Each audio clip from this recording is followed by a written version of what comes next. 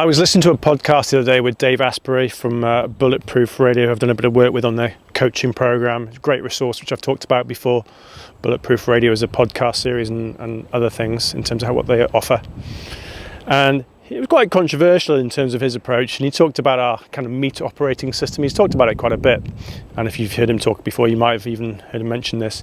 And he talks about this operating system, and I like the kind of tech example here because it's happening in the background. You don't really know it's there, the operating system on the device you're using right now.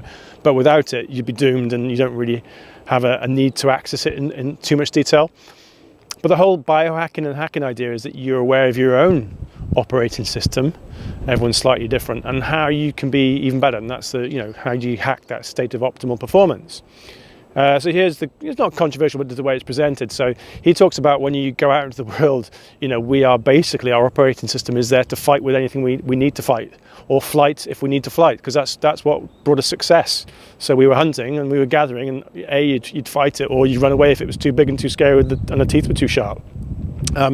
There's a few other aspects that talk about freeze. Sometimes you go out and you freeze because it is such an environment or too scary. And the bit that's this sympathetic nervous system in operation, that operating system. And then you talk about flow, obviously. There's your fourth F, which is the parasympathetic. But that's his first default. So, when you go out onto the roads to drive, you're there to fight. So if someone cuts you up there, you are fighting. That's what your operating system will first bring. How do you shortcut and change that? The next one, which I found really interesting, and Dave Asprey from Bulletproof obviously is big on nutrition. He talks about your operating system suggests that you eat anything that you possibly can, because when food is or was scarce, you'd eat anything you possibly can, from the nose of the animal to the tail of the animal. So we have the same again. You go out in your car, you want to have a fight first of all, because that's your operating system. When someone cuts you up, or you're looking to cut someone up, and you drive past all these food joints, and you're just getting cravings the whole time, because that's what you're there to do. Whereas before it was about hunting, it was picking berries, and in the same way in the environment, but to harness everything. Very quickly, the third one is about have sex with everything. Won't spend too much time there, but that's our operating system. To fight or flight, to eat everything and hump everything, if you like. So that said, how can we shift that? How can we hack our operating system? Literally, if it was a laptop, how could we perhaps tweak or even change or delete it entirely? And one of the things he talks about is heart rate variability, HRV, which is about the rhythm, not necessarily heartbeat and pulse and heart rate, as this thing here would tell me, my heart rate monitor. Heart rate variability, heart math is probably the leading light in terms of company. You get a little clip you put on your ear, and it goes into your smartphone or iPad or other device, your tablet.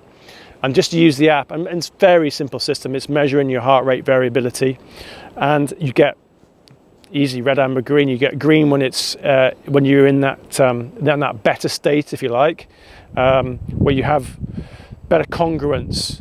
Then you've got, I think it's blue when it's somewhere in the middle, so it's perhaps not red, amber, green. And then you've got red, and you just get a little audio cue.